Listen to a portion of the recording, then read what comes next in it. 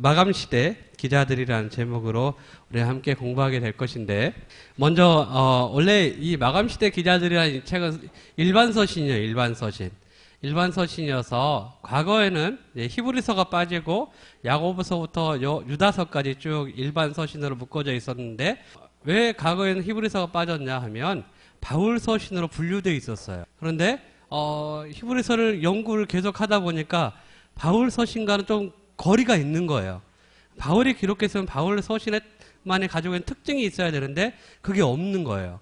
그래서 바울 서신에서 분리되고 작자 미상으로 이제 남게 된 서신서가 히브리서라고 할 수 있습니다. 제가 히브리서에 대해서 간략하게 여러분에게 메모를 해드렸는데 뒷면에 보면 히브리서에 관한 내용들이 있습니다.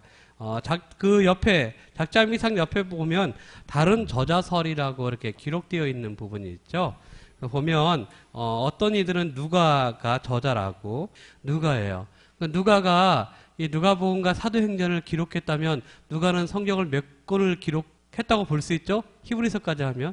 여러분 교재에 보면 앞에 이제 복음 성경 기록하신 분, 신약 성경 기록하신 분들에 대해서 쭉 나열되어 있어요. 제가 그것을 건너뛰기 위해서 이렇게 질문을 던진 거예요.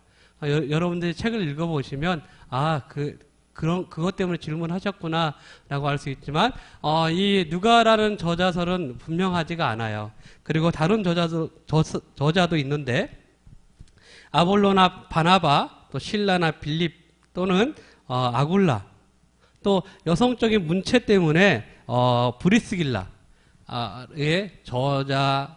브리스길라가 저자일 가능성이 높다라고 이렇게 주장하기도 합니다. 그런데 진실은 알 수 없다요. 누가 썼는지 알 수 없다. 그렇죠. 이 서신의 특징은 그리스도인들의 성숙에 관한 내용을 담고 있습니다.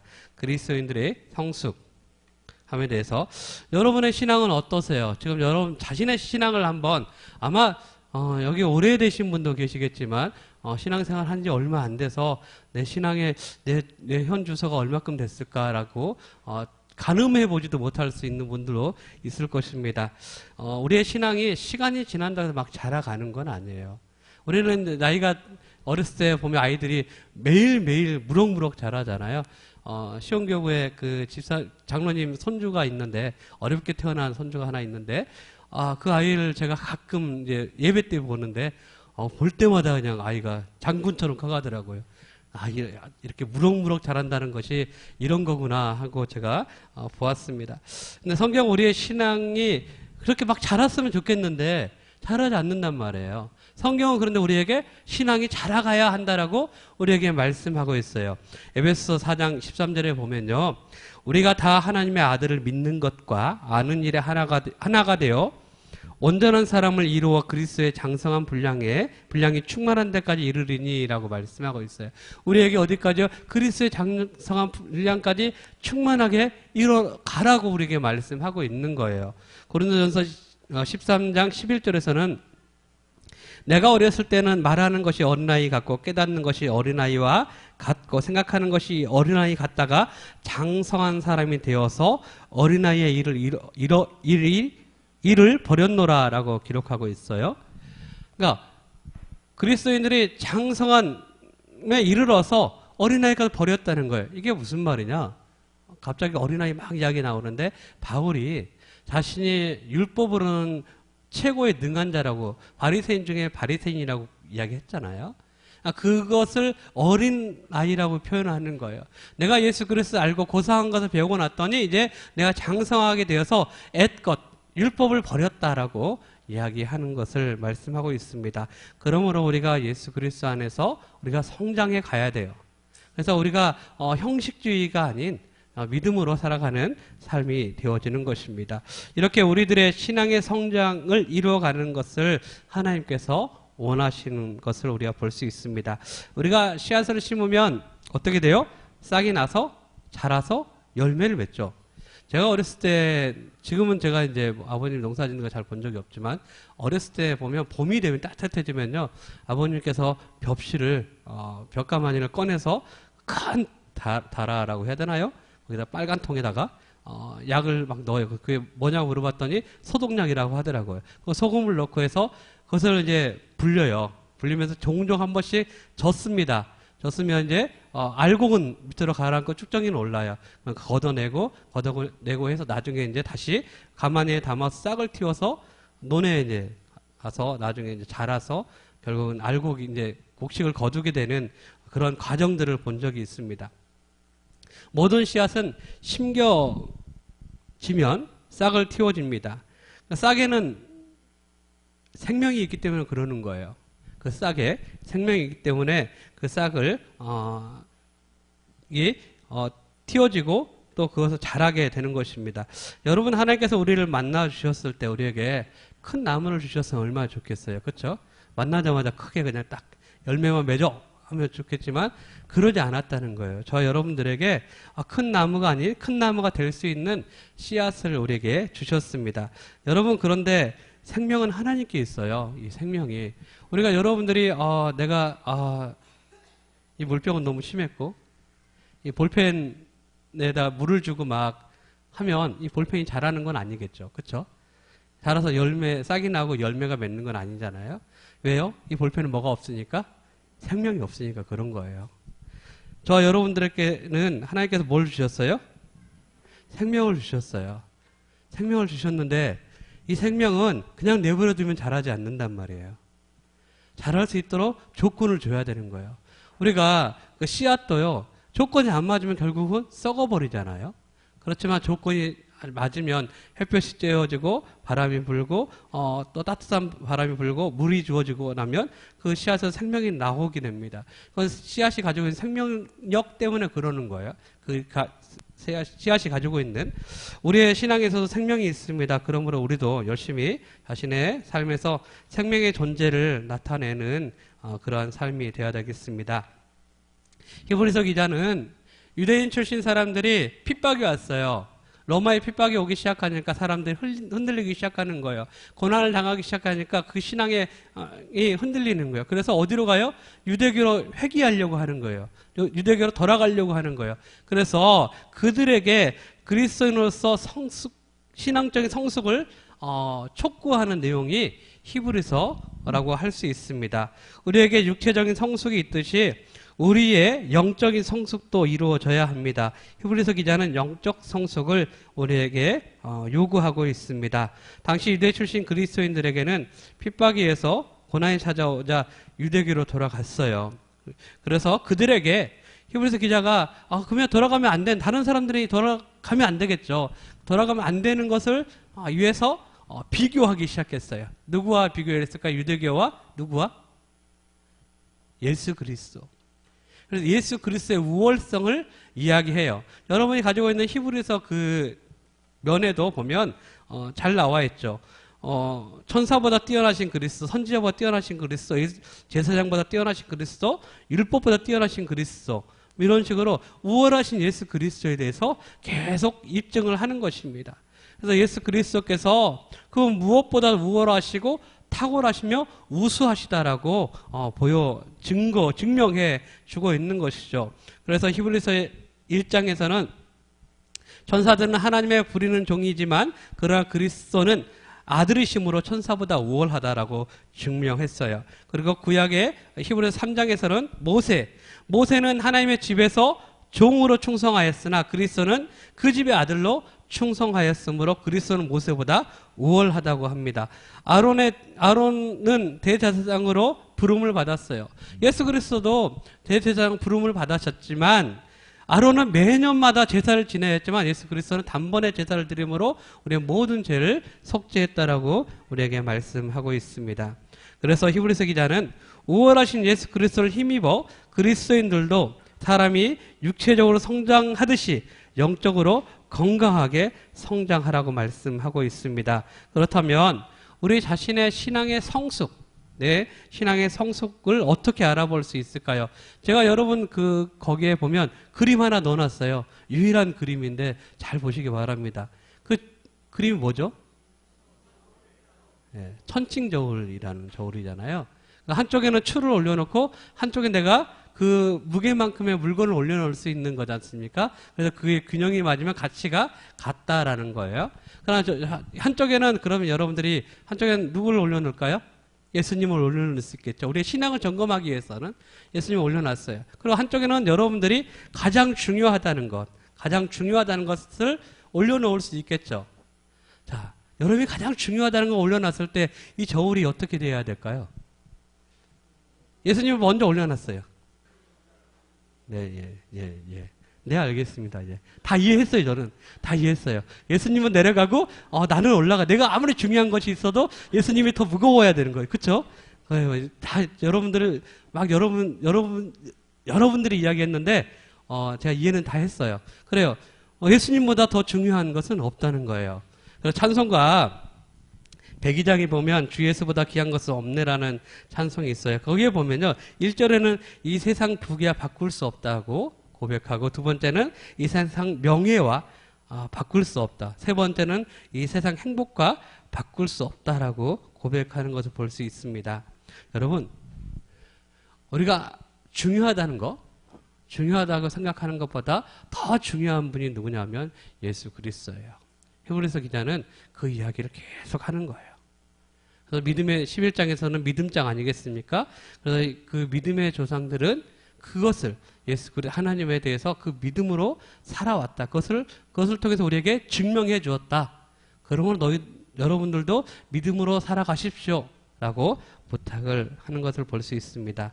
여러분, 히브리서 기자는 참 그리스도인이라면 이렇게 귀하신 예수 그리스도를 떠나 과거 죄악의 자리로 습관의 삶으로 다시 돌아갈 이유가 없다라고 증명했어요. 그리고 여러분, 히브리서 기자는 예수 그리스도께서 구약의 언약이나 성서나 그 어떤 희생 제물을 능가하시는 분이라고 우리에게 말씀하고 있습니다. 그러므로 우리는 신앙의 초보 단계로 돌아가야 할 이유는 없다는 것을 로마의 핍박으로 흔들린 유대 그리스도인들에게 말하는 것을 우리가 듣게 됩니다. 그렇다면 우리가 이 신앙을 지켜야 되는데 히브리서 3장 14절에서 이렇게 말씀하고 있어요. 우리가 시작할 때 확실한 것을 끝까지 견고히 잡으면 그리스도와 함께 참여한 자가 되리라. 끝까지 하는 신앙을 우리에게 말씀하고 있어요. 우리의 신앙은 시작하고 끝나는 신앙이 아니라는 거예요. 우리의 신앙의 이 초심을 끝까지 유지하라고 우리에게 말씀하고 있습니다. 우리의 신앙은 처음 시작보다 이후에 믿음이 더욱 성숙해지고 견고해지고 강건하게 자라는 신앙이 되어야 하겠습니다. 하나님께서 우리에게 끝까지 가는 신앙을 촉구하시고 도전하게 하시는 이유는 우리에게 뭔가 주실 것이 있어서 그러는 거예요. 저 여러분들에게 뭔가를 하나님께 주실 계획을 가지고 있다는 거예요. 히브리서 6장 14절을 보면 이렇게 말씀하고 있습니다. 가라사대 내가 반드시 너를 복주고 복주며 너를 번성케 하고 번성케 하리라 하셨더니, 그러므로 우리는 이 약속이 성취되어질 때까지 우리의 신앙을 끝까지 붙들고 있어야 하겠습니다. 히브리서 기자는 11장에서 믿음의 선진들을 통해서 우리에게 믿음에 대하여 강조하는 것은 우리가 끝까지 붙들어야 할 이 믿음의 복과 영광을 함께 볼 수 있기 때문이라고 말씀하고 있습니다. 히브리서 11장 6절에서도 이렇게 말씀하시죠. 믿음이 없이는 기쁘시기 못하나니 하나님께 나아가는 자는 반드시 그가 계신 것과 또한 그가 자기를 찾는 자들에게 상 주시는 이심을 믿어야 할지니라. 아멘. 저 여러분들이 믿음의 인내를 통해서 저 여러분들이 하나님께 주시는 이 축복을 누리는 귀한 삶이 되시기를 바랍니다. 네, 히브리서는 끝났습니다. 너무 빨리 끝나요? 베드로전서의 내용이 뭐죠? 그리스도께서 승천하시고 난 후 수십 년 정도가 지난 뒤 베드로는 복음을 위해 고난을 받는 성도들에게 인내에 관한 편지를 썼어요. 히브리서도 무슨 일이 있었던 거죠? 로마에 핍박이 있었던 거잖아요. 핍박이 있으니까 유대인들이 돌아가는 거 아니겠어요? 베드로전서 똑같아요. 이 일반 서신은 다 그 유사한 것들이 가지고 있습니다. 베드로전서도 로마의 핍박이 있었어요. 고난을 이 베드로도 알고 있었고 본인도 이 베드로 전서를 기록할 때 어디에 있었냐? 로마 감옥에 있었어요. 근데 그 감옥에서 성도들에게 베드로 전서를 기록한 것입니다. 저자는 베드로가 맞습니다. 베드로 기록 연대는 주 63년경에 기록했어요.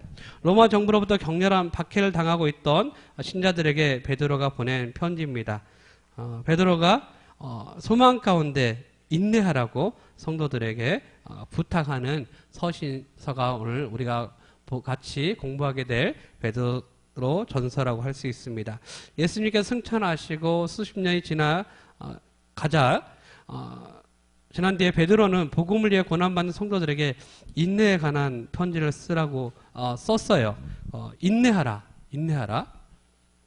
성도들에게 고난이 있지만 끝까지 신앙을 지켜야 한다라고 당부하는 것을 베드로 전서에서 우리가 볼 수 있습니다.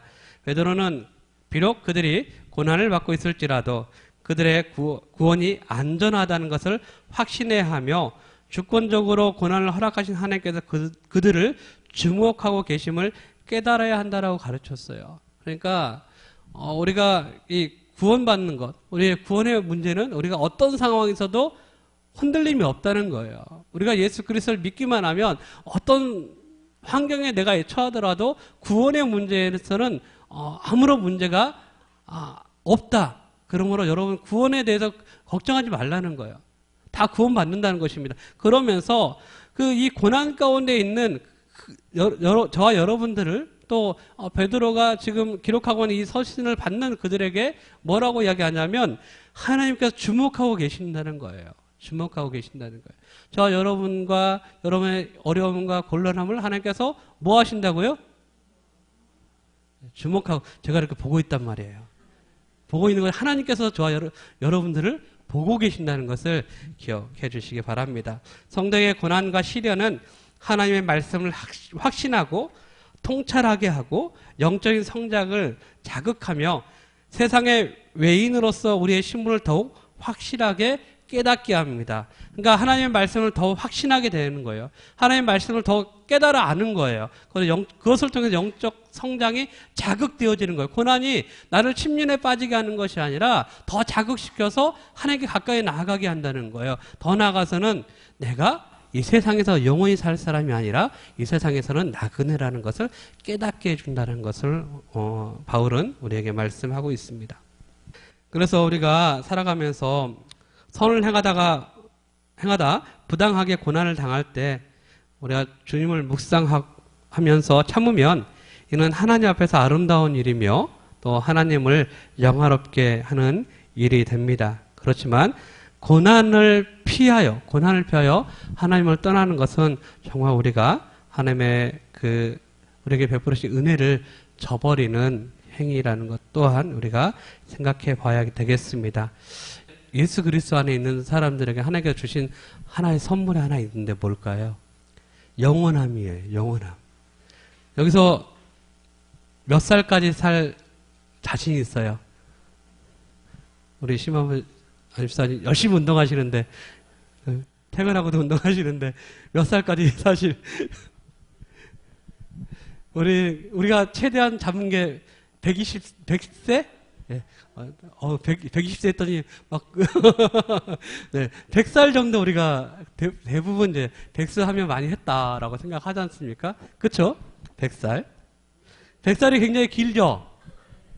근데 100살을 그러면요. 이 100살을 영원이란 시간에 놨을 때 100살이 어떨까요? 그렇죠? 영원이 아니라 무한대 시간에서 100은요. 아무 의미가 없는 거예요. 한밤의 경점 같은 거예요. 그 중에 그 역사 안에서 우리가 당하는 고난, 여러분이 100년을 고난을 당해도 잠깐인데 고난이 오래 되시는 분들은 한 30년, 40년 고난을 당하시는, 결혼 생활 내내 힘들었다는 분도 있어요. 평생 원수라고 하시는 분도 있긴 있는데, 예. 네. 그런 고난도 있지만, 그래도 그것도 결국은 경점밖에 안 되는 거예요. 저 여러분들이 영혼의 관점에서 보면 100년은 찰나의 순간이고 많은 것입니다. 그러므로 성도는 영혼의 관점에서 오늘 현재를 볼 수 있어야 돼요. 그럴 때 저와 여러분들이 고난에서 이겨낼 수 있는 것입니다. 그런데 우리가 세상의 삶이 우리 인생이 전부라면 고난과 고통은 불행이죠.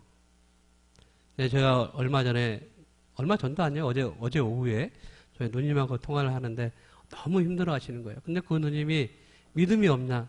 저보다 나은 것 같아요. 100배는 나은 것 같아요. 제가 목사지만 누님하고 이야기하다 보면 제가 은혜를 받아요. 네, 아멘 하고 할 정도로 그런 누님인데 삶은 힘들어요. 늘. 정말 교회에서 그럼 봉사 헌신 안 하냐? 아니요. 너무 열심히 하는 거예요. 그 집안일은 그러면 등한히 하냐? 집안일도 열심히 해요. 직장생활을 그러면 안 하냐? 직장생활도 열심히 해요. 근데 힘들어요. 체력이 힘든 게 아니에요. 환경이 힘든 거예요. 그런데 그 누님이 그러는 거예요. 내가 예수님 때문에 항상 기뻐하며 살아갈 수 있어. 내가 예수님 때문에 내가 오늘도 견디며 살아가고 있어. 정말 그러니까 인간적인 마음에서는 다 핸드폰도 다 줘버리고 신분증만 들고 차 타고 어디 가버리고 싶대요. 환경이 그만큼 어려운 거예요. 무슨 일 있으면 자기라는 건 밝혀야 되니까. 그 신분증 딱 하나 들고 가고 싶다 할 정도로 환경은 그렇지만 하나님께서 함께 하셔서 어쨌든 잘 이겨가고 있다고 많이 기도해달라고 부탁을 하는 전화를 어제 받았습니다. 여러분, 영혼이 없고 이 세상의 삶으로 우리가 끝나면요, 놀고 먹으면 돼요.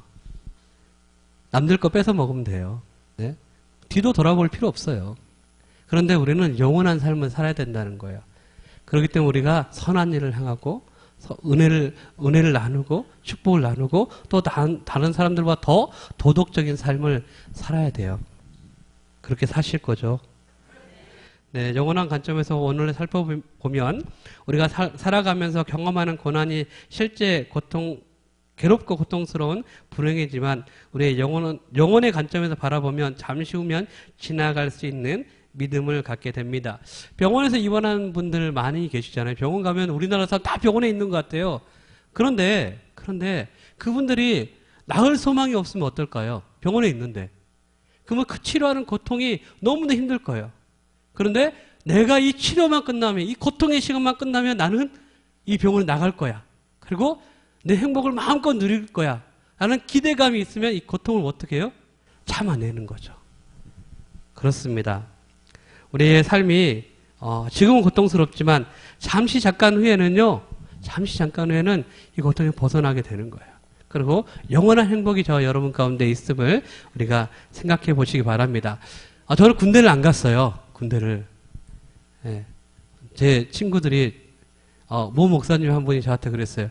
내 주변에 있는 친구들은 다 군대를 안 갔다고. 자기만 버려진 것 같다고. 네, 정말 제 또래 친구들이 아무도 군대를 안 가서 그분만 괴로워했어요. 부러워했는데 저도 군대를 안 갔지만 제가 이제 군대 안 가서 직장생활 빨리 갔잖아요. 직장을. 입사를 하고 이제 뭐 한 달 동안 교육을 쫙 받아요. 갖고 이제 마지막 단합대회를 가서 첫날 딱 갔는데요. 너무 잘해주는 거예요. 이 단합대회는 정말 좋은 단합대회구나 생각을 하고 정말 그 전날 고기와 레크레이션 하면서 행복하게 잠을 딱 잤는데 새벽에 막 깨워요. 일어났어요. 나갔어요. 저기 군복을 입은 아저씨들이 잔뜩 있는 거예요. 남자들은 다 알아요. 큰일 났다. 그날 죽었어요. 인격적인 대우도 하나도 못 받고요. 산으로 그 강으로 배 노젓고 산으로 막 뛰어다니고 쪼그려뜨기 하고 부르고 막 어떻게 살았는지 기억이 안 나요. 그날 제가 가지고 왔던 운동화가 바닥에 떨어져 나갔어요.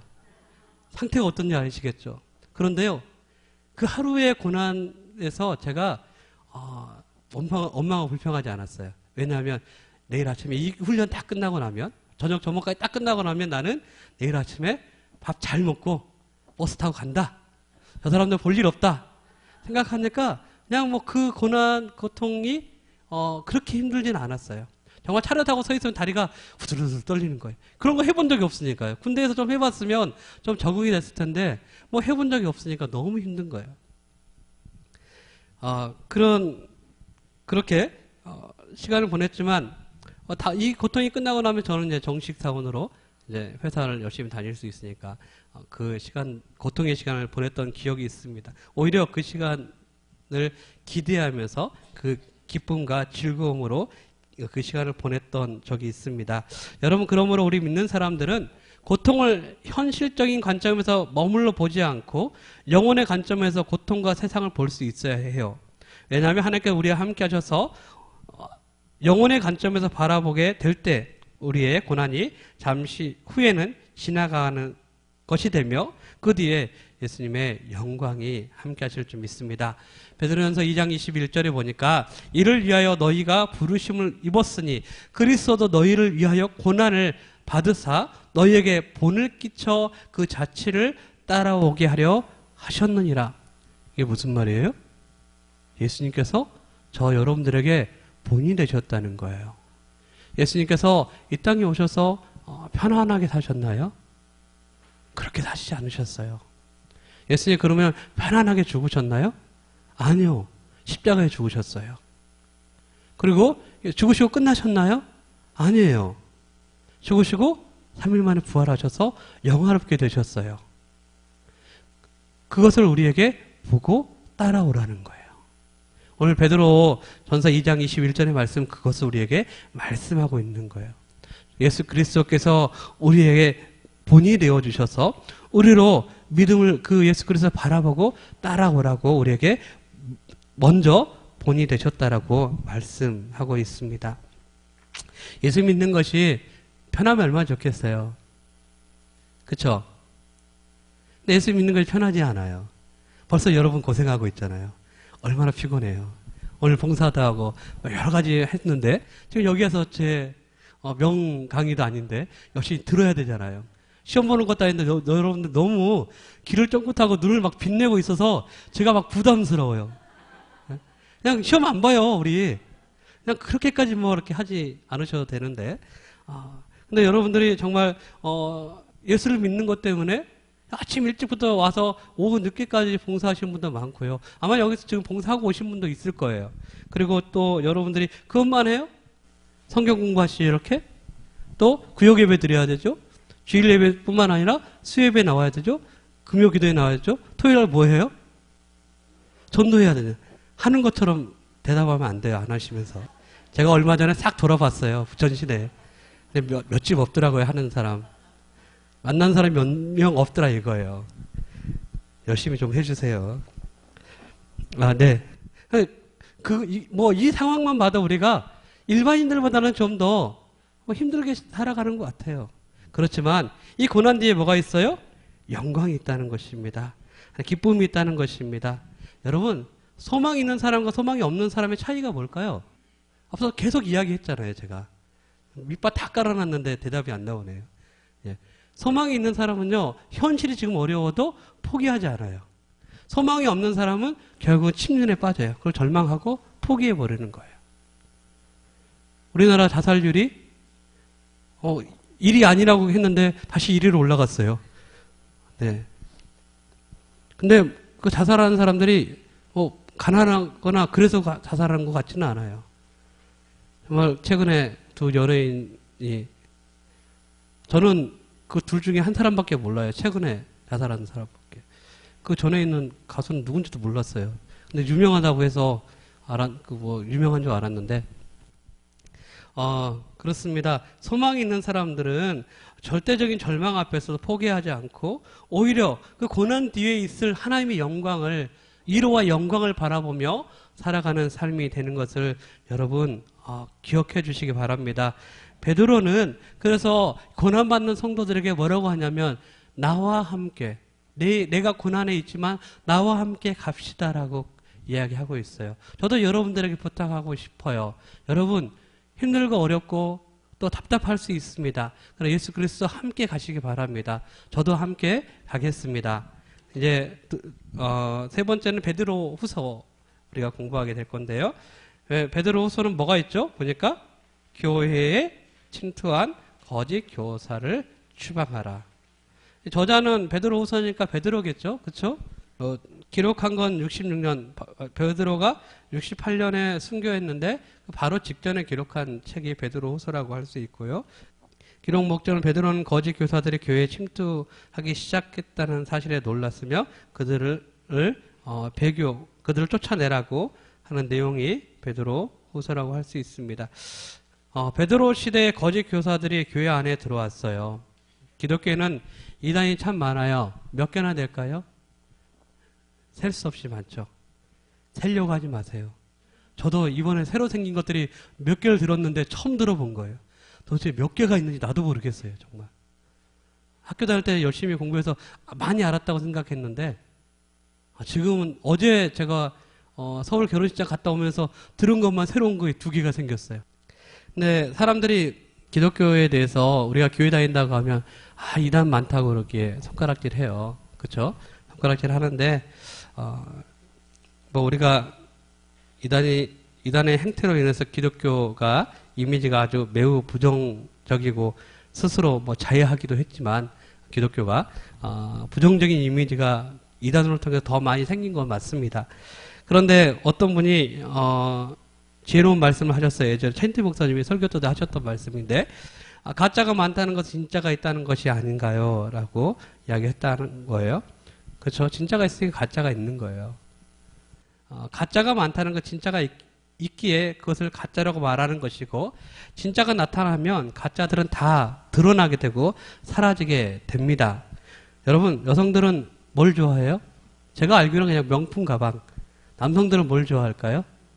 명품 시계를 좋아한다고 제가 들었는데 뭐 사실인지는 모르겠어요. 일반 시장에서 돌아다니는 가방보다 짝퉁이 쌀까요? 비쌀까요? 그건 짝퉁이 아니에요. 짝퉁이 가치가 떨어져요. 짝퉁이 일반 시장에 여러분들이 살 수 있는 가방보다 훨씬 비싸잖아요. 그렇죠? 훨씬 비싸요. 네, 그러니까 일반 시장의 것으로 짝퉁을 만드는 사람은 아무도 없어요. 짝퉁은 만들려면 가치가 있어야 되는 것이죠. 진품이 있으면 진품을 흉내내는 가짜가 있다는 것입니다. 기독교에 이단이 많다는 것은 안타까운 일이지만 하지만 한편으로 보면 긍정적인 모습을 보고자 한다면 진짜가 있구나 하는 것을 우리가 볼 수 있어요. 주변에서 기독교 이단에 관한 이야기를 하시는 분들 뭐 그들과 핏대 올리면 싸울 필요가 없어요. 가짜가 많다는 것은 진짜가 있기 때문이라고 그냥 이야기하세요. 그냥 그 정도의 선에서 그냥 이야기하고 끝내세요. 우리는 종종 뉴스를 보게 됩니다. 세관이나 아니면 어느 상가에서 짝퉁이 발견됐다. 그래서 그것을 다 압수하는 것을 뉴스에서 봐요. 네, 여러분 세관에서 밀수하다가 걸린 진품들은 어떻게 하죠? 처리를? 진품을 이제 밀수하다 걸렸어요. 그거 어떻게 할까요? 제가 알기로는 이건 경매하는 걸로 알고 있어요. 경매를 붙여서 파는 걸로. 그런데 짝퉁이 들어오면 어떻게 될까요? 어떻게 할까요? 네, 맞습니다. 폐기합니다. 태워버려요. 폐기해버려요. 이게 진품과 짝퉁의 차이예요. 자, 진짜가 오실 때 가짜는 다 사라지게 될 것입니다. 계시록 19장 20절 21절에 보니까 짐승이 잡히고 그 앞에서 이적을 행하던 거짓 선지자도 함께 잡혔으니 이는 짐승의 표를 받고 그의 우상에게 경배하던 자들을 이적으로 미혹하던 자라. 이 둘이 산채로 유황불 붙는 못에 던지고 그 나머지는 말탄 자의 입으로 나오는 검의 죽음에 모든 새가 그 고기를 배불리우더라. 그러니까 여러분들에게 어떤 유혹이 오고 시험이 오고 고난이 와도 예수 그리스도가 나의 구원자라는 것을 결코 잊지 마시기 바랍니다. 여러분을 속이려는 것들은요, 결국은 이렇게 심판에 당하게 되는 것입니다. 교회에 지속적으로 거짓 교사들이 들어와요. 베드로 시대에 거짓 교사들이 교회에 들어와서 그러한 그 이단들이 목격이 된 거예요. 근데 오늘날에도 별반 다르지 않아요. 그때나 지금이나 별반 다르지 않습니다. 그들은 불법, 방탕한 삶을 부추겨요. 주님의 재림 약속이 더디 이루어지는 것을 비웃기도 합니다. 그들은 그 쾌락주의를 추구하죠. 여러분 교회에 보면 내일이면 죽을 테니 흥청망청 먹고 마시며 인생을 즐기자라고 이야기하죠. 그들은 어느 목사님이 이런 이야기했어요. 여러분이 지식적으로는 이단 교리를 가지고 있지는 않아요. 그렇죠? 여러분들이 교회에서 들은 정보들이 있으니까. 근데 여러분의 생각과 삶이 이단들이 주장하는 것과 같은 내일이면 죽을 것이니 흥청망청 먹고 마시면서 인생을 즐기자는 태도를 가지고 이 세상을 또 신앙생활을 하고 계시다면 여러분은 이단일 수 있어요. 여러분이 지식적으로는 내가 교리를 분명하게 잘 알고 있어요. 내 삶이 세상에서 유희를 즐기며 살아가는 것으로 만족하고 살아간다면 그것이 내 삶의 목적이 되어버린다면 우리는 이단과 별반 다르지 않다는 거예요. 우리가 이런 삶을 이론적으로는 이단을 주장하지는 않지만 그러나 그 삶으로는 이단의 삶을 살아가는 거라고 볼 수 있는데 이런 삶을 사는 사람들을 실존적 이단이라고 한다고 해요. 내 이야기는 아니고 어느 목사님이 하셨어요. 저도 사실은 그런 경험을 합니다. 여러분은 뭐라고 하는 게 아니라 여러분과 저 사이에는요 종이 한 장도 안 돼요. 저도 제 삶의 유희를 선택했다가 후회하고 회개하고 하나님 저는 너무 연약합니다. 저를 도와주세요. 기도하는 게 한두 번이 아니에요. 거의 매일 밤마다 하고 아침마다 오늘 좀 도와주세요 하고 기도하고 또 나옵니다. 별반 다르지 않지만 여러분들에게 이단이라고 이야기하고 싶은 게 아니라 저 여러분들이 매일 연약함을 두고 하나님 앞에 나아갔으면 좋겠어요. 오늘 담임 목사님 말씀도 그렇잖아요. 다윗이 어떻게 했어요? 죄짓고 회개했잖아요. 하나님께서 우리에게 요구하시는 그거예요.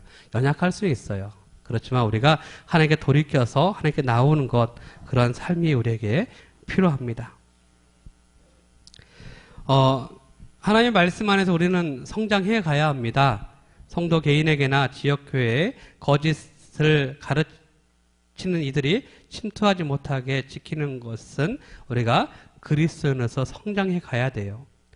그러나 다른 한편으로 우리는 거짓 교사를 폭로하고 교회 밖으로 내어 쫓아야 합니다. 왜냐하면 그들은 그리스도의 몸된 교회를 좀먹는 존재이기 때문입니다. 여러분, 거짓 교사가 있으면 참된 교사도 있겠지요.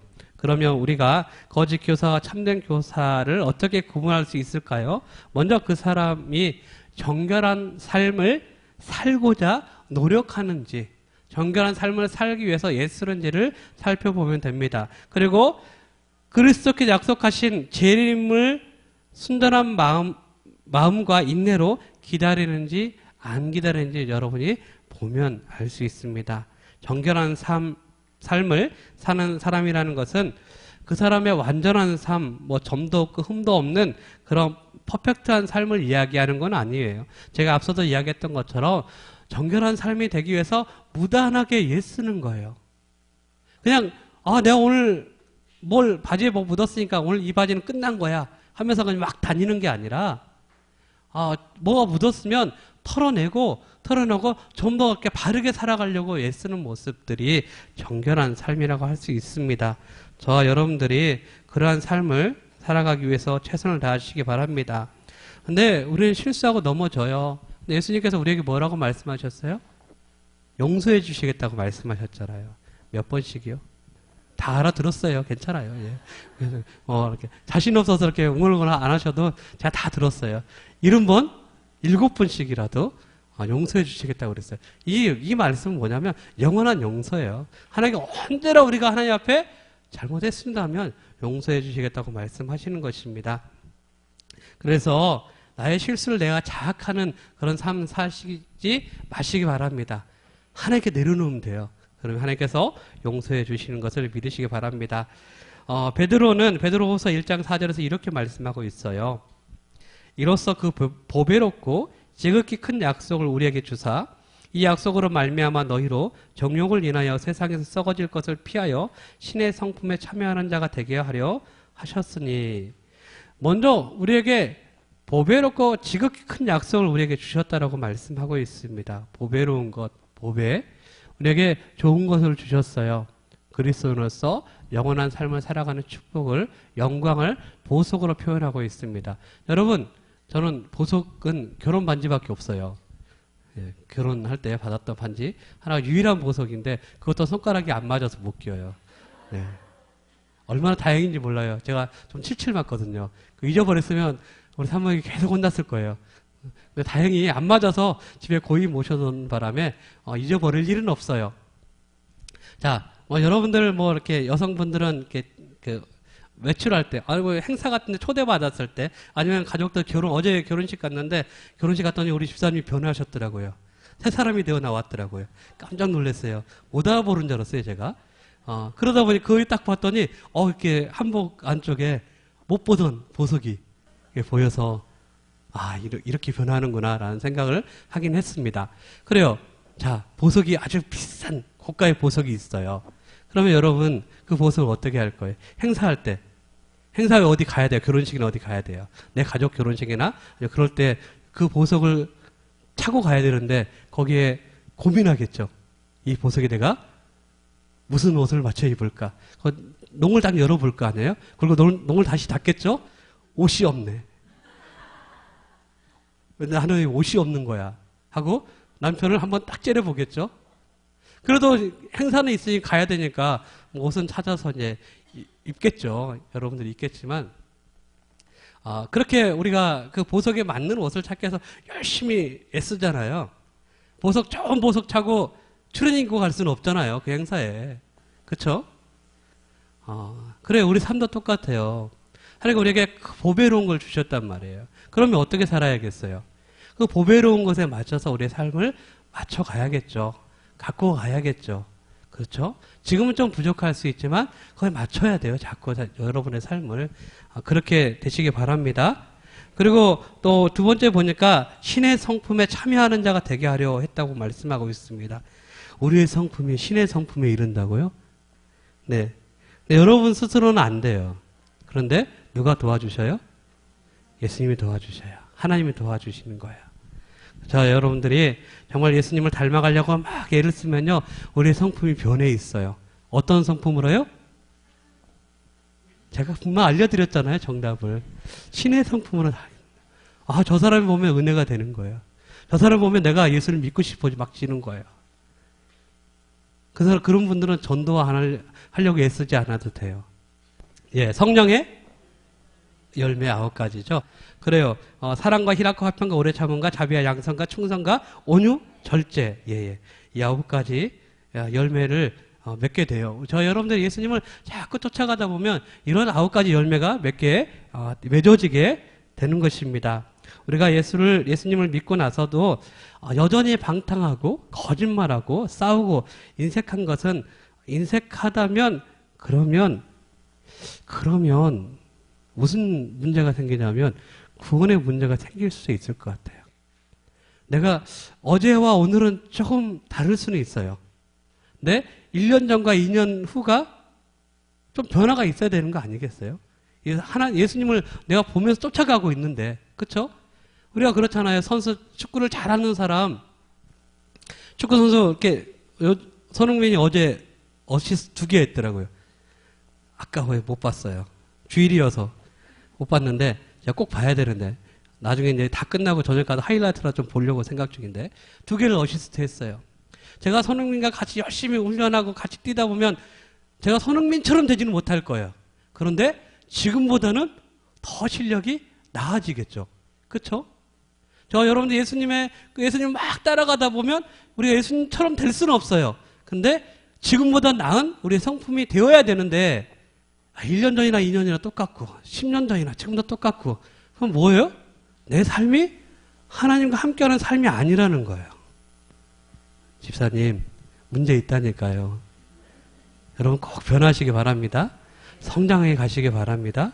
성령의 열매를 많이 맺으시기 바랍니다. 그래서 정말 하나님께서 기뻐하시는 삶이 되시기 바랍니다. 베드로후서에서 베드로는 2가지 열매를 이야기해요. 하나는 인격의 열매예요. 정말 싸움과 거짓과 방탕하지 않고 점진적인 변화가 이루어지기를 요구하고 있습니다. 그리고 영혼의 열매예요. 여러분의 삶이 예수님을 닮아감을 통해서 사람들이 여러분을 보면서 은혜를 입고 그래서 여러분의 그 삶을 통해서 열매를 맺는 삶이 되시기 바랍니다. 제가 지금 승리교구에 있어요. 승리교구에 있는데 제가 교구에 가서 신방을 하는 중에 한 분이 이런 이야기를 했어요. 한 분이 자신이 교회를 나온 이유는 어느 집사님 때문에 교회를 나왔다는 거예요. 그 가정이 너무 행복해 보이고 너무 좋아 보인다는 거예요. 근데 우리 교구뿐은 아니에요. 이사 가셨어요. 저기 희망으로.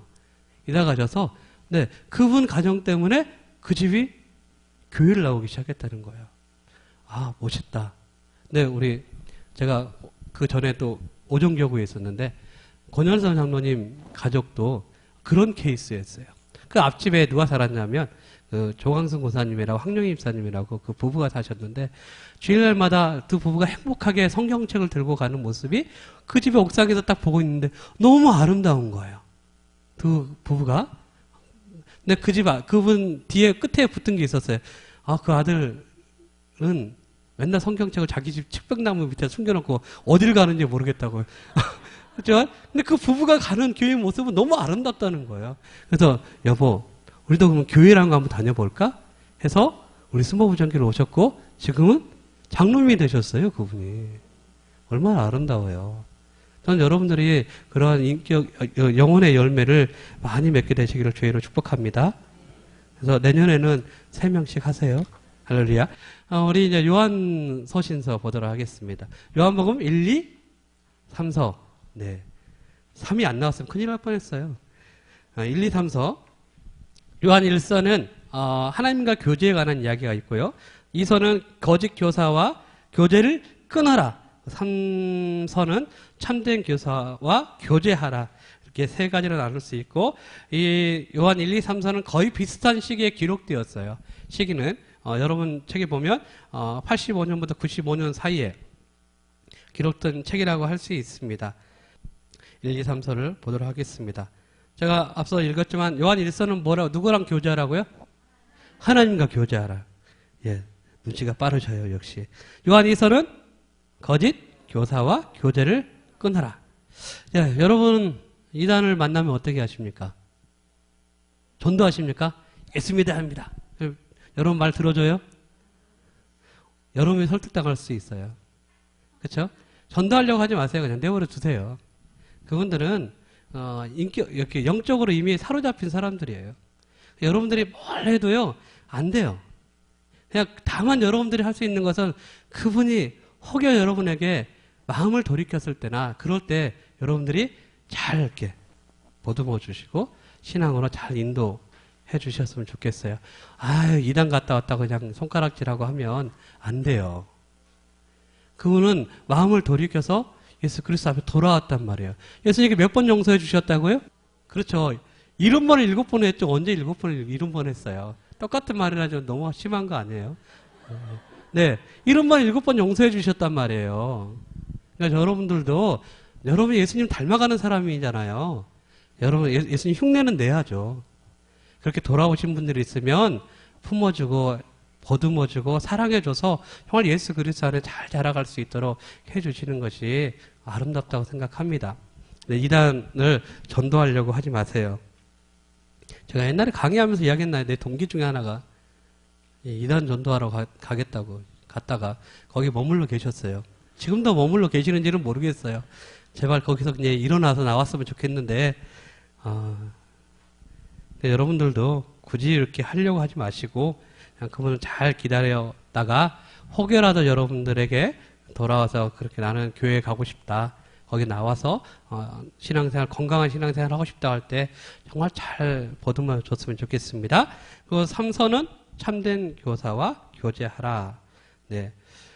요한 1서는 하나님과 교제를 나누라고 말씀하고 있죠. 주변에 있는 참된 신앙인들과 교제를 나누면 우리의 신앙이 어떨까요? 성장해요. 예. 우리가 우리 주변에 있는 사람들과 믿음이 좋은 분들하고 있으면요, 그냥 앉아만 있어도 신앙이 성장해 가요. 제가 제가 새신자 때가 있었어요. 목사님은 저도 신앙에 신자도 모를 때가 있었어요. 네. 그때 제가 아무것도 모르고 있었단 말이에요. 근데 거기서 나한테 성경 공부를 가르쳐 줬을까요? 지들도 몰라. 가르쳐 준 건 없어. 근데 거기서 나랑 같이 놀아줬어요. 자기 신앙 이야기 하는 거야. 자기 삶 이야기 하는 거야.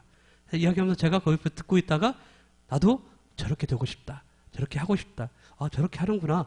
하나씩 하나씩 배워가는 거예요. 그러니까 믿음이 좋은 사람들 옆에 있다 보면 뭐예요? 내가 배워가게, 성장해 가게 되더라는 거예요. 그러니까 정말 여러분 주변에 좋은 믿음을 가지고 계신 분들과 함께 하시기 바랍니다. 정말 그분들이 가지고 있는 특별한 것을 통해서 여러분들의 영혼이 살찌고, 영혼이 건강해지고, 영혼이 풍성해지는 삶이 되는 거예요. 이것이 교회가 가지고 있는 비밀이에요. 다른 거 없어요. 근데 요즘에는 모이는 걸 굉장히 싫어해요. 그때가 어느 때라고요? 예, 마지막 때는, 예, 조직을 깨뜨리는 것들이 많이 나타난다고 그랬어요. 근데 그것이 누가 들어와서 야 찢어져 이렇게 하는 게 아니라 우리 안에서부터 그게 나타나는 거예요. 거기 가봐야 뭐 행복한 게 뭐가 있어. 거기 가봐야 뭐 수다 떨고 남의 험담하고 가면 뭐 하겠어. 이런 마음들이 우리 안에 들어와서 그 조직을 깨뜨려 버리는 거예요. 근데 여러분이 그런 마음이 들으면 예수의 피로 하시기 바랍니다. 떠나갈지어다. 여러분 옆에 있는 분은 받으시기에 합당하신 분이에요. 그분들과 함께 교제하고 신앙을 나누시기 바랍니다. 그러면요, 여러분이 성장해져 간다는 거예요. 성숙해져 간다는 거예요. 성도의 궁극적인 목표인 성숙, 신앙의 성숙을 위해서는 하나님과 우리는 더 깊은 교제를 나눌 필요가 있습니다. 그러기 위해서는 참된 교사와 교제를 해야 합니다. 신실한 믿음의 형제들과 지속적으로 교제가 이루어질 때 그곳에서 하나님의 역사가 일어나 위로를 받고 새 힘을 얻으며 영적으로 건강하게 되는 것입니다. 여러분 261페이지 정도에 보면 그리스도인들은 함께 교제를 나누며 무엇을 나누라고 말씀하고 있죠? 빛을 나누라고 이야기하고 있죠. 그렇죠? 예, 261 하단 1페이지 하단에 있어요. 우측 하단에. 빛을 나누라고 이야기인데 여기 빛이라는 건 여러분 돈, 빛 아니에요? 돈, 빛 그거 나누라는 게 아니고 라이트잖아요. 밝은 빛, 영광의 빛, 기쁨의 빛을 함께 나누라는 거예요. 나누면서 뭐 하라고요? 사랑을 함께 하라고 우리에게 말씀하고 있습니다. 성경은 빛을 진리라고 말씀하고 있어요. 하나님과 함께 교제를 하면 진리를 알게 됩니다. 내가 얼만큼 죄인지 알게 되고 얼만큼 하나님의 은혜가 큰지를 깨닫게 되죠. 그리고 그것이 진리인 것입니다. 그것이 빛이 되는 것입니다. 신학적인 용어는 인라이트먼트라고 그러는 거예요. 이 말을 조명이라는 뜻이에요. 조명하다. 우리가 어두워서 보지 못할 때 조명을 켜면 어떻게 돼요? 보게 되지 않습니까? 우리 인생에서 우리가 보지 못하는 것을 하나님께서 우리의 마음속에 불을 켜주시면 보이게 되는 거예요. 이렇게 조명을 켜주실 때 우리는 바른 길을 보게 되는 것이고, 우리들이 성경을 보면 답답할 때도 성령께서 우리들에게 말씀의 조명을 켜주시면 우리가 성경의 말씀이 이해가 되고 깨달아지는 거예요. 이것 보고 조명이라는 것입니다. 이러한 조명하시는 역사가 우리가 함께 모일 때마다 우리 안에서 풍성하게 경험되기를 축복합니다. 우리가 나눠야 할 것은요, 빛을 나누고 사랑을 나누고 예수님의 생명을 나눠야 합니다. 예수님의 생명은 영원한 생명이에요. 우리가 하나님의 생명을 나눈다고 하면 우리는 죽지 않는 것만 자꾸 생각하는데 그건 아니고요. 우리 안에 생명력이 있다는 거예요. 우리가 각자의 생명력이라는 게 있잖아요. 우리 집사님, 또 우리 집사님들도 각자, 우리 권사님들 각자의 생명력이, 고유의 생명력이 있는데 어떤 사람들은 그 사람에게 가면 왠지 밝아요. 왠지 밝아요. 그러니까 저한테 오면 사람들이 왠지 무거워진다고 그래요. 우울해지는 건 아닌데 부담스러운가 봐요. 그래서 저랑 같이 밥을 안 먹으려고 그래요. 꼭 찬자리를 꼭 띄워놓고 가서 밥을 드시는 것 같아요. 숟가락까지도 무거워지는지 모르겠지만, 그러니까 저희 가까이 있는 것은 약간 이렇게 마음이 부담감이 생기나 봐요. 그런데 어떤 분들은 만나면 너무 행복해지는 거예요. 그 사람은 자꾸 있고 싶은 거예요. 우리 교구도 그런 그룹들이 몇 군데 있어요. 다 깨뜨리고 싶어요, 사실은. 나랑 좀 지냈으면 좋겠는데 나하고는 안 지내고 자기들끼리만 막 지낸단 말이에요. 여러분, 우리가 어떤 에너지를 갖고 있느냐, 또 어떤 사람들은 정말 반대로 이 기쁨 에너지가 아니라 우울한 에너지를 갖고 있는 분들이 있어요. 그분하고 가면 참 나도 침울해져. 그래서 제가 얼마 전에 신방을 했어요. 10시 반부터 2시 반까지 꼼짝없이 차렷 자세로 신방을 제가 받았어요. 그러고 났더니 지금 부항을 양쪽에 예. 계속 그분의 그 우울한 이야기를 계속 들으면서 내가 내면 안에서 이건 아니야, 이건 아니야 계속 하다가 어깨가 경직이 돼버린 거예요. 완전히. 어제 그젠가 토요일 날 아니요 금요일 날 병원에 갔더니 의사 선생님이 깜짝 놀라더라고요. 무슨 일을 하셨냐고. 난 제가 큰 노동을 한 줄 아셨나 봐요. 목사인데. 아니라고 제가 4시간 정도 누군가의 상담을 했는데 그러고 났더니 이렇게 됐다고 했더니 대단하신 분을 만나셨나 봐요. 라고 하셨어요.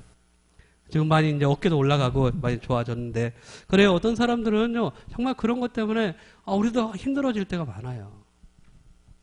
그런데 여러분 이 모든 것을 통과해서 저와 여러분들이 하나님 안에 있는 생명력을 경험하게 되면요 삶이 기뻐져요. 즐거워져요. 행복해져요. 여러분 안에 어둠은 사라지고 빛으로 충만해지는 것을 믿으시기 바랍니다. 왜냐하면요 하나님의 생명력은요 만물을 소생케 하는 능력이 있거든요. 여러분들이 그 안에서 살아가게 되시기 바랍니다. 그런 사람에게는 찬양이 입술로 나오고 어두운 상황에 있어서 감사할 수 있는 제목을 찾게 되는 것입니다. 왜냐하면 하나님의 생명이 우리 가운데 역동적으로 역사하시기 때문입니다. 이것을 하나님께서 우리에게 선물로 주셨어요. 그리고 저와 여러분들 이 선물을 잘 활용하면서 살아가시기 바랍니다. 우리가 누구랑 교제해야 돼요 그러면? 그래요. 하나님의 생명력으로 여러분의 삶이 활활 타오르시기 바랍니다. 그래서 정말 어디에서나 좋은 선한 영향력을 막 끼치는 그러한 성도가 되시기를 축복합니다. 성도는 누구와 함께 생명을 나눠야 된다고요? 하나님과. 그래요. 하나님의 생명으로 충만하게 채워져가는 저 여러분 되시기 바랍니다. 예. 두 번째 요한 2서는 누구와 교제를 끊으라고요? 거짓 교사와 교제를 끊으라고 말씀하고 있습니다. 본서에서 여러분 교제에서 보면 한 여인을 칭찬하지 않습니까? 그렇죠? 어떻게 칭찬했어요? 그 여인의 자녀들이 진리 안에서 행했기 때문이다. 요한은 당시의 모든 순례자들과 참된 복음을 가르치는 순례자들이 참된 복음을 가르치는 것은 아니라는 것을 그 여인에게 분명히 일러줬어요. 순례자를 참 순례자와 거짓 순례자로 구별하는 척도를 그녀에게 알려주잖아요. 여러분 책에 있어요. 분별하는 방법은 뭐죠? 한번 읽어주실래요? 그들이 예수 그리스도가 성육신 하셨는지 그것을 확신하고 그것을 믿음으로 받아들이고 있는지 그분이 다시 오실 분이라고 그들이 가르치고 있는지 그것으로 분별해 보라고 이야기하고 있습니다. 어떤 사람들은 육신은 더럽고 추한 것을 생각하는 사람들이 있어요. 그래서 그들은 예수님이 이 거룩하신 예수님께서 추한 육신을 입고 오지는 않았을 것이다. 더러운 육신을 이 세상에 입고 오지 않았을 것이라 주장하는 거예요. 이것을 이혼론이라고 그래요. 이혼론을 공부하기 시작하면 여러분이 머리가 갑자기 정지가 될 수 있기 때문에 그냥 교회에서는 영지주의라고 해요. 영지주의라고 하는데 여기까지만 가르치겠습니다. 근데 우리는 종종 서로 사랑하라는 예수님의 명령을 지나치게 확대 해석하는 경향이 있어요. 서로 사랑하라는 예수님의 명령을 지나치게 확대 해석하는 경향이 있는데, 그러나 주님의 사랑의 법은 분명한 한계를 설정하고 있습니다. 주님의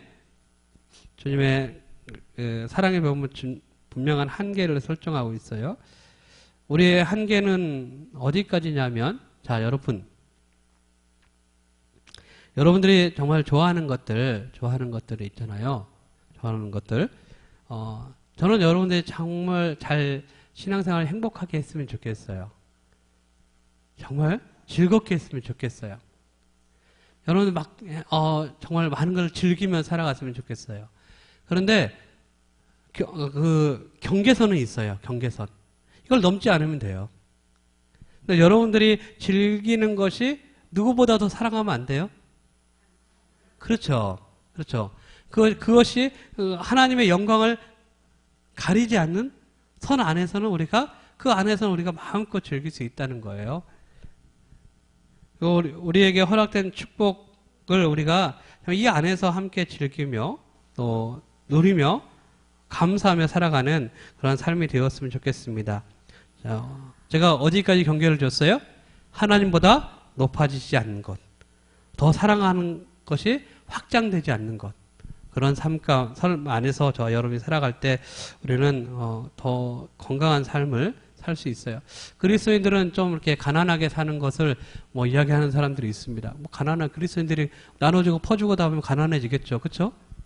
그리스도인 다 그렇게 살아야 되는 거 아니야? 라고 자꾸 이야기하는 분들이 있는데 꼭 그럴 필요는 없어요. 모든 사람은 그럴 필요는 없어요. 어떤 사람 그런 사람이 있기는 있죠. 그냥 그 청빈적인 삶을 살아가는 사람들이 있어요. 정말 자기 재산을 다 내어놓고 사회환원하고 자신은 그냥 평범하게 살아가는 거예요. 그런 사람들도 있을 수 있지만 그렇지 않은 사람도 있어요. 꼭 그렇게 살 필요도 없어요. 제가 어디까지요? 하나님보다 높아지는 건 안 된다고 그랬어요. 하나님의 영광을 가리는 건 안 된다고 그랬어요. 그 아니면 여러분들이 자유롭게 그 안에서 신앙생활 하면서 여러분의 삶을 누릴 수 있단 말이에요. 근데 우리는 자신을 여러 모양으로 올가매요. 좀 자유롭게 행복하게 사시기 바랍니다. 저 여러분들이 정말 그 이야기 하나 하죠. 멕시코 시티의 한 시장에 구석에서 한 인디안 노인이 양파를 한 20줄 정도를 팔고 있었어요.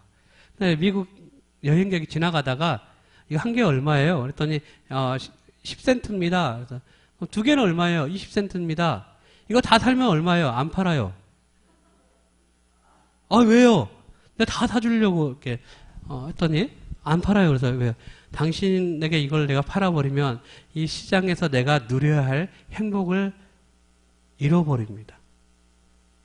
내가 이 시장에 대한 그 행복을 누리면서 이가 앉아있는데 당신이 싹 가져가 보니 뭐요? 자기는 어디로 가야 돼요 이제? 집으로 가야 돼요.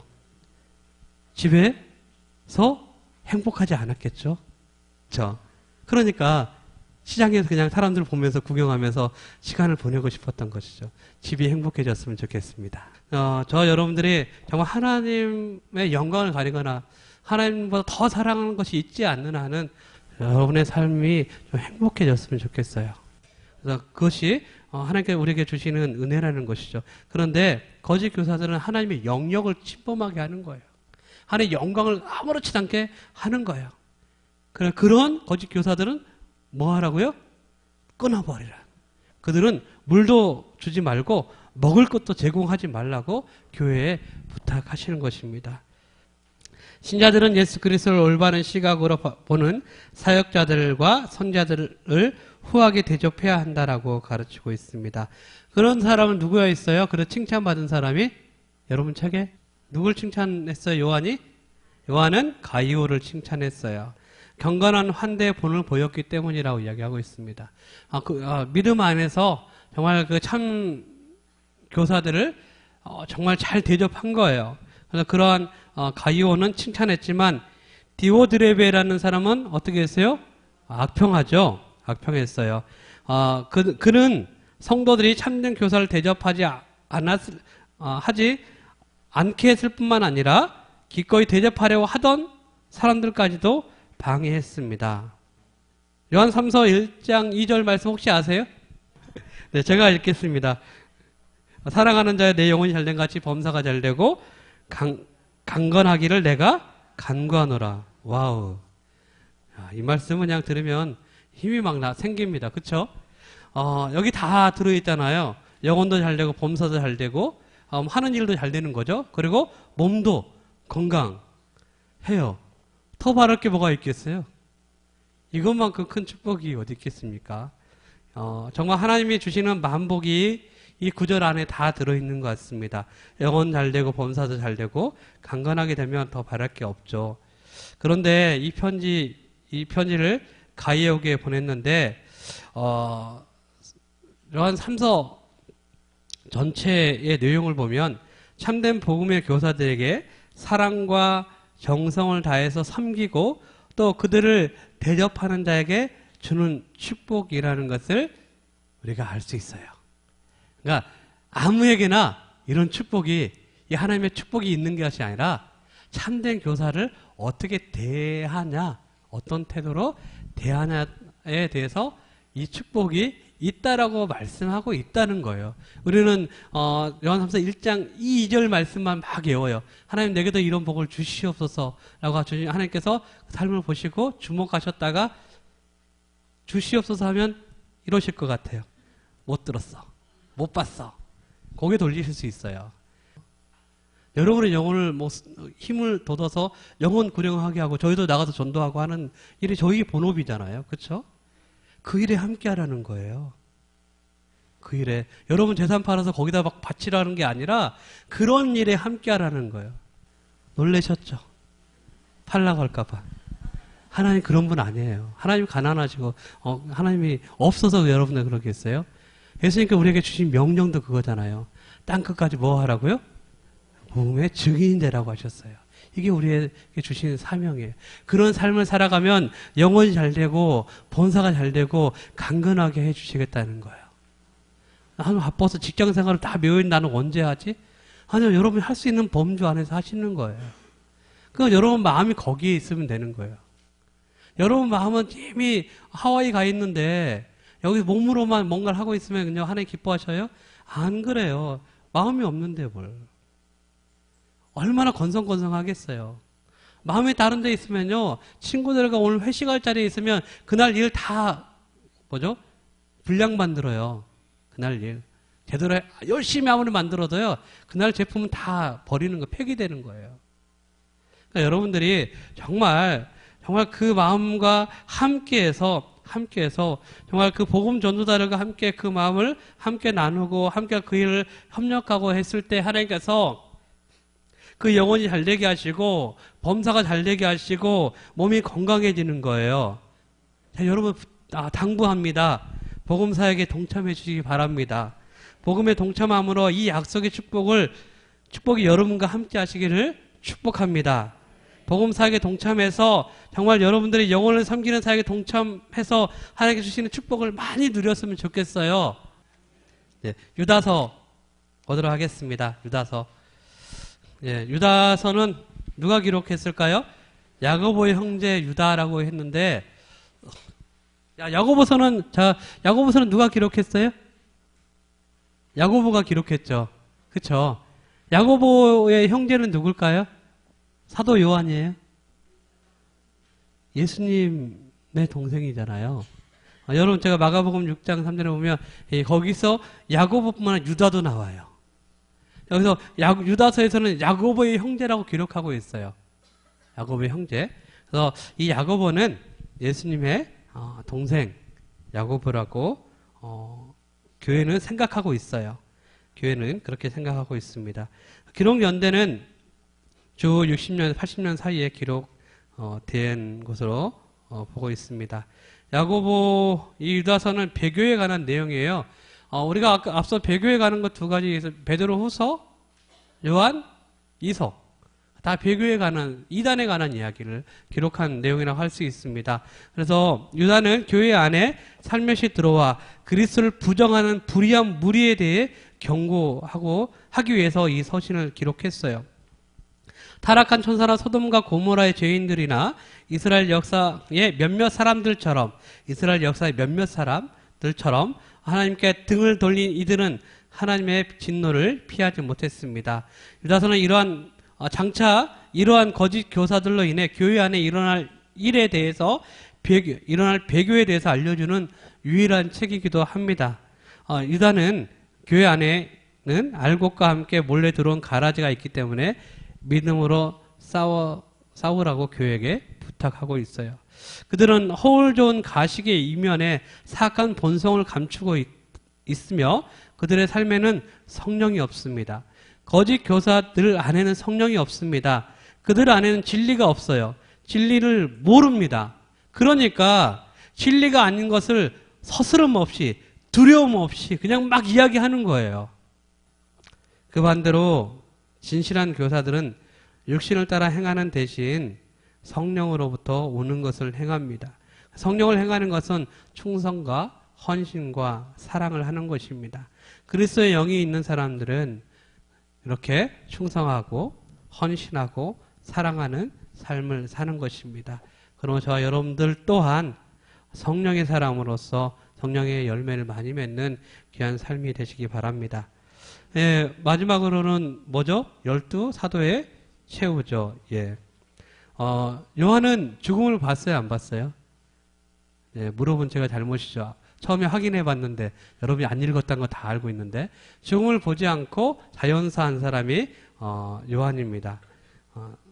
또 가룟 유다와 야고보 사도가 가룟 유다는 스스로 목숨을 버리잖아요. 그렇죠? 야고보는 어때요? 첫 순교자, 사도 중에 첫 순교자로 감옥에서 순교했던 사람입니다. 안드레, 그리스에스 X자 모양으로 십자가에 달려 죽었습니다. 요한의 형제 야고보는 헤로데에게 참수형을 당했죠. 그리고 알페의 아들 야고보는 야곱에서 십자가에 달려 죽거나 톱으로 잘려 죽음을 맞이했습니다. 요한은 독배를 마시고 살아나서 밤모섬에 유배되다가 생명을 다하고 나서 죽게 됩니다. 알페의 아들 유다는 화살에 맞아 죽음을 당했습니다. 가룟 유다는 스스로 자살했죠. 마태는 에디오피아에 가서 죽임을 당했고 나다나엘, 바돌로메는 인도에서 산채로 살가죽에 벗겨 죽음을 당했습니다. 베드로는 십자가에 거꾸로 매달려 죽음을 당했고 빌립은 교수형을 받고 파피루스로 둘둘 말려서 죽임을 당했습니다. 열심당원이었던 시몬은 십자가에 못 박혀 죽음을 당했고 도마는 인도에서 창에 찔려 죽음을 당했는데 도마가 이 죽을 때 큰 철판을 불러 달궜다고 그래요. 도마가. 지금도 인도에 가면 도마 마을이 있어요. 거기만 유일하게 기독교인들이에요. 인도에 가면. 네, 도마가 죽을 때 큰 철판을 뗐어요. 철판이 달궈졌겠죠. 도마를 그 위에 올려놓고 죽였어요. 그리고 참고로 가룟 유다를 대신해 제자로 뽑힌 마띠아는 에티오피아 복음을 전하다가 유대 지방에서 순교한 것으로 전해집니다. 예. 여러분 이야기 듣자마자 소름이 뭐야? 목사님은 지금 이걸 왜 읽고 나한테 이런 것을 요구하시는 거예요? 결코 요구하지 않습니다. 여러분들이 여러분 삶에서 예수 그리스도의 향기만 되시길 바랍니다. 이분들은 신앙을 고백해야 될 자리에서 선택한 거예요. 신앙을 고백해야 될 자리에서 7분 남았으니까 이야기해야 될 것 같아요. 신앙을 선택해야 될 자리. 예수 그리스도와 내 삶에 중요한 걸 올려놨을 때 예수 그리스도 중요한 거죠. 거기에 뭘 올려놓으신 분들이에요? 이분들은 자기의 생명을 올려놓은 거예요. 내 생명의 가치보다 누가 더 중요하다고요? 예수님이 중요하다는 거예요. 그래서 그 예수님 앞에 사실 생명을 내어놓는 거예요. 여러분들이 이분들을 보면서 한번 자신의 삶을 좀 더 건강한 삶 됐으면 좋겠어요.